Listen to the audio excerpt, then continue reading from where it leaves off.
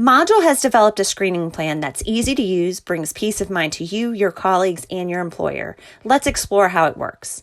Before arriving at work, open your mobile app, select the Form tab, where you will be asked to answer a series of questions. The first question is, how are you feeling? Select the color circle that best represents your current state. The second question asks you to select the symptoms you are currently experiencing.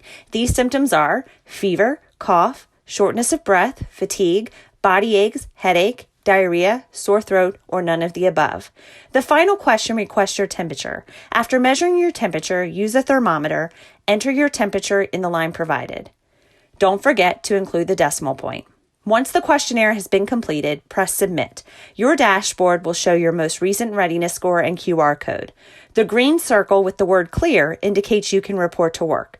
A yellow or red circle with the word Check will require you to follow the policies and procedures put in place by your employer. The Modjoul team is working around the clock to move the needle on how our wearable platform will be implemented in health and safety.